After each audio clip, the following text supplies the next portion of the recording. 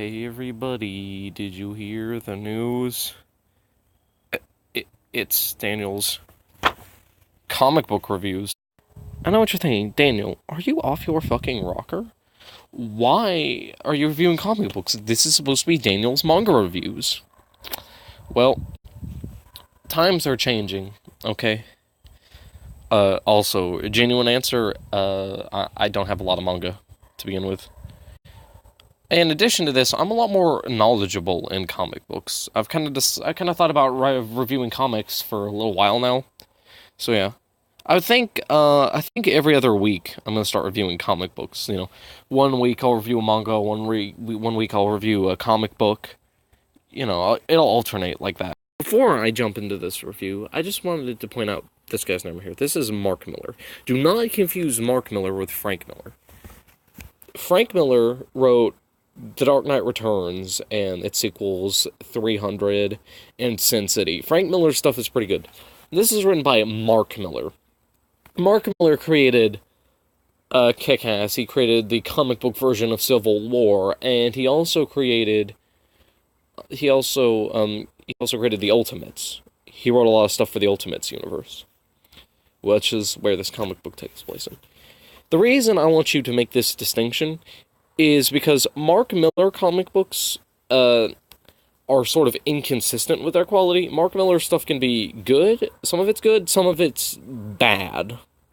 Frank Miller, I feel, has more consistently good stuff.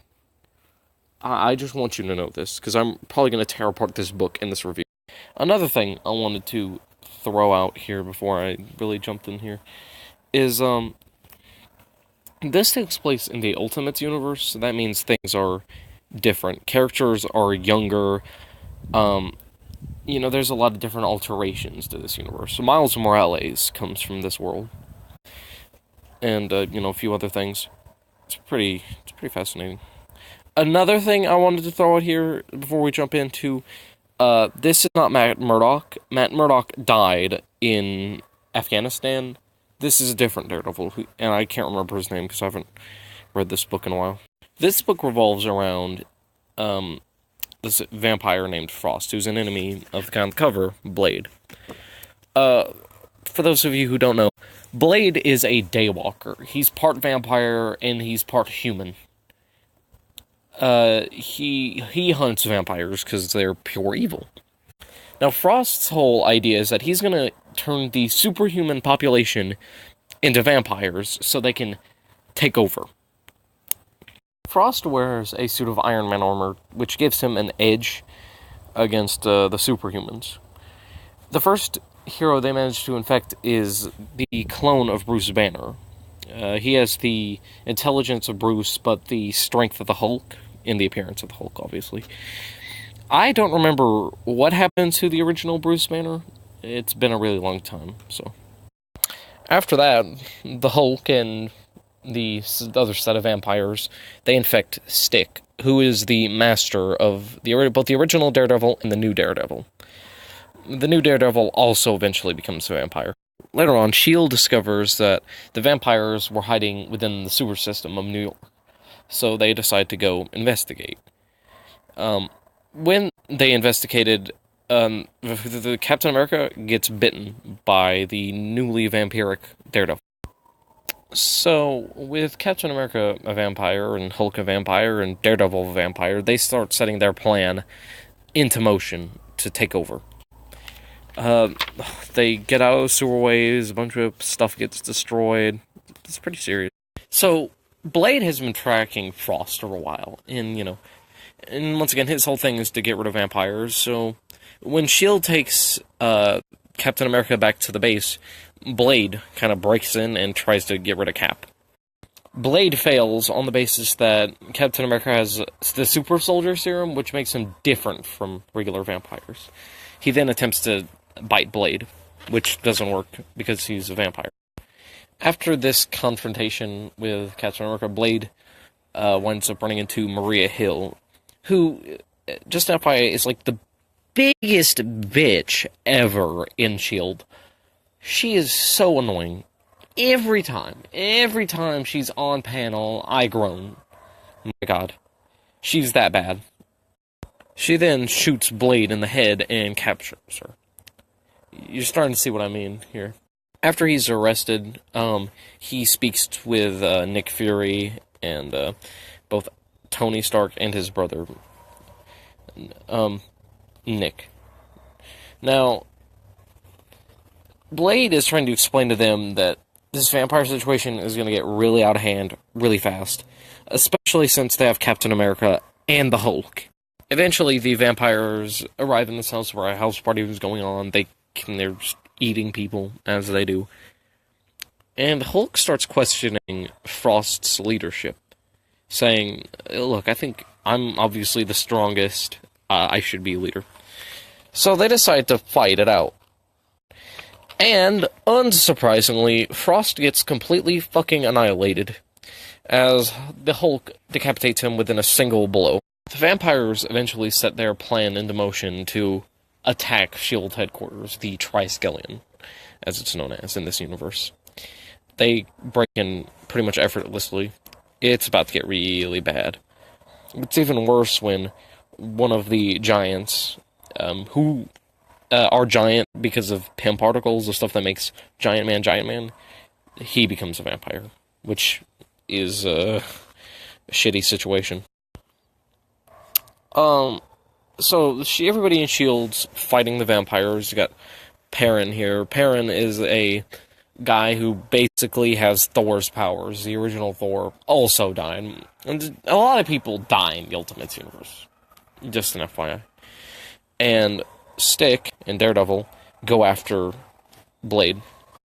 Perrin gets into a fight with Captain America. He manages to knock him off for a little bit. But then the Hulk breaks Perrin's neck. So now, pretty much everything's going to shit. Stick is fighting Blade, which isn't going well for Blade because Stick is in Iron Man armor. One of the giant dudes is trying to fight off the vampiric one, which is honestly scary as an idea, and just a giant vampire. Oh, and Hulk captures Nick Fury. Luckily, Captain America manages to overcome vampirism because of the super soldier serum. He starts thinking straight, and now he's on the side of the good guys. And, so eventually he gets Perrin's hammer, which, by the way, isn't, bound magically like Thor's, so he can just use it. He doesn't have to be worthy or anything. So what he does is, he uses the hammer to teleport the entire Triskelion to the Middle East, where it is sunny. It's broad daylight. There, all the vampires are dead. Stick's dead, Daredevil's dead, Hulk's dead. Pretty much all the vampires are gone, except Blade and Captain America, who is no longer a vampire. So, okay, now it's time for the good bit. This is time for the review. Honestly, this is alright, I guess. I think the biggest problem is this book is it takes a really long time for anything interesting to happen. A lot of it is just setting shit up, and the big fight is finally at the end. And not a lot of other interesting stuff happens otherwise. Also, I have to complain, I thought it was stupid to introduce a new Daredevil just to kill him off within the same story. I thought that was just stupid. There was no point in introducing him. He was basically there to be mincemeat. Would I recommend this book? No. Honestly, the biggest problem with the Ultimates is that the first two books are good, and the rest of it's bad. That's kind of why I wanted to talk. That's why I talked about Mark Miller here at the beginning of this review, because Mark Miller's stuff is inconsistent in quality. The first book, for example, the first book in Kick-Ass was really good, but the last few were pretty much bad. All in all, I'm gonna have to give this book a 2 out of 5. The concept is cool. I like the idea of vampires trying to take over by controlling the superhuman community. That's cool. The artwork is alright. It's not, there's bad moments, I thought. A lot of characters, wound up being fish-eyed, but it's okay. I like that Blade is here. And I think... But all in all, it's not worth it. You're honestly not missing much by not reading this. Yeah, this wraps up this review. As usual, I'm always taking donations for mangas and comics. If you're in this area and you just happen to know me, next week I may very well review Sailor Moon. It might be JoJo's Part 2. It all depends. Also, I really hope you guys enjoy me reviewing comic books now. It's a new thing, and I wanted to try it, and I just know a lot more about comic books, so I thought it'd be a nice change of pace.